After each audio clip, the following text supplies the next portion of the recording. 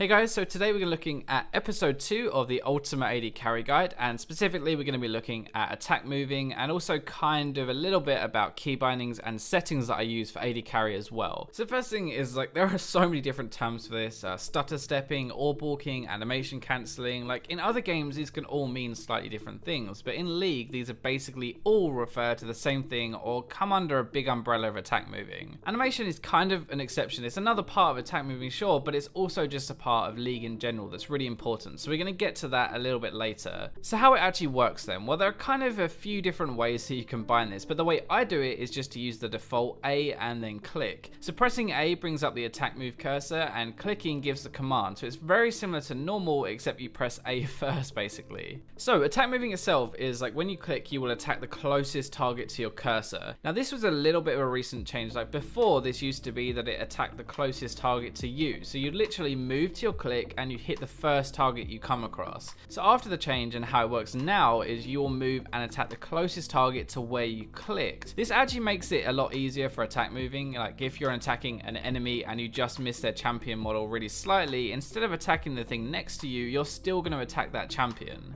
So it seems kind of simple, right? Instead of right clicking on an enemy like usual, you're just going to press A first and then click on them or next to them to attack them instead. But why would you actually bother doing that? The first and biggest thing is it makes kiting a lot easier in team fights. So if someone is ever chasing you, that is attack move heaven. I actually find it to be more accurate in some ways, especially in the lane phase, and it can also prevent you from making some big mistakes. I guess the biggest one will be when you're attacking, you won't accidentally walk into everything if you misclick the floor next to a champion instead of that champion itself. It doesn't sound like a huge deal, but in the lane phase and in team fights, you want to always be standing at your maximum attack range, and attack moving really lets you do that. So there's a big reason of why you would do it. So the next logical step, I guess, from the why and the how is to when do you use it. When would you actually attack move instead of just right clicking? And the easiest way of probably doing this is to tell you when I normally use it. Now I actually always try and use it, and we'll kind of get onto why I do a bit later, but in general the best times to use it is in team fights and when you're harassing in lane phase. So this kind of ties into the why a little bit, but the two big things we said are it makes kiting really easy, so it's great for team fights when people run at you, and the second thing is that you don't want to walk closer than you have to.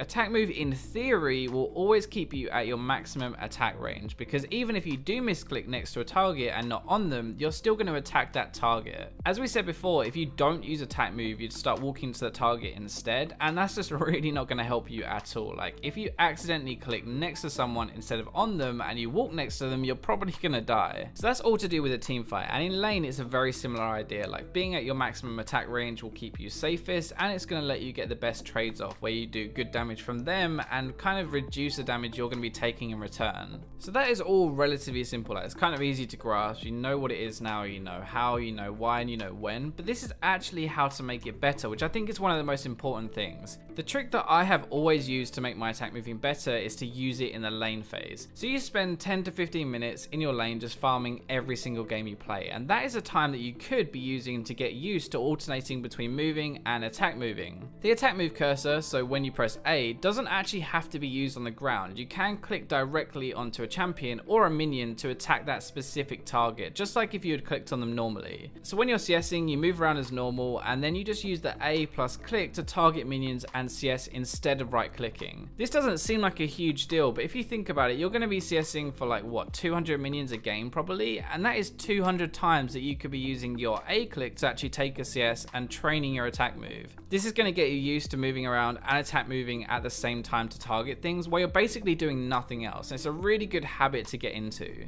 So at the start of this video I said this is just how I do it, I A click, and there are other ways, and this is one of the other ways I actually think is really good, and it's basically just a smart cast attack move. So this is an option in the settings I'm showing you on screen now, and instead of bringing up the attack move cursor and then clicking, you'll just attack move as soon as you press it. Now in theory this is going to be quicker because you're only doing one action instead of two, and it's going to make your kiting a lot easier and more effective. Now most people will bind this to their left click, so you just right click to move around as normal and then you left click to actually attack move. Personally I found it really hard to get used to and a little less accurate I guess, even if it is actually going to be quicker. Now even though I don't use it, if you spend the time learning it, it like that, then it will be quicker and it will probably be better in the long run as well. So at least give it a try. So that is attack moving in a nutshell. Like, you know what it is now, you know how it works, why it's good, when you should use it, and how to train yourself to be better at it. With that, you should be able to go into a game and be able to attack move and start to get used to it. But there's one extra thing that really takes your attack moving game to the next level, I guess, and that is animation cancelling. So animation cancelling is going to let you chase better or let you kite better, and overall it's going to increase your damage. It really does exactly what it says. Like, you're going to cancel the animation of your auto attack by moving. So every single auto attack in the game has an animation, and the projectile, so what the actual auto attack is, will come out part way through that animation. So you can see here, like, even though the projectile has actually left, my champion is still standing still and finishing off the animation, even though it's actually not doing anything. Once you've hit that point where the auto attack has left, the rest of the animation is useless. It's wasted time and it does nothing, which is why you want to cancel it and move. You can see from these clips just how many more auto attacks I'm able to get in by cancelling my autos instead of just right clicking. If you're chasing someone like this, it will let you keep up with them easier, it will let you do more damage because you won't spend as long standing still attacking. Same thing with kiting. Like, if you cancel the auto animation as soon as it's left, then you can run away sooner than you would otherwise, and you'll just take less damage and keep a better distance between the two of you. So don't get me wrong, like, this is going to take some practice and some time to get used to and getting a feel of each champion and when you can actually cancel, because it is going to be different from every single champion. Anyway, that wraps up this video, the second episode of my Ultimate AD Carry video, and I hope you guys enjoyed it. Please let me know if you did in the comments, leave it a like, subscribe, and I'll catch you in my next video.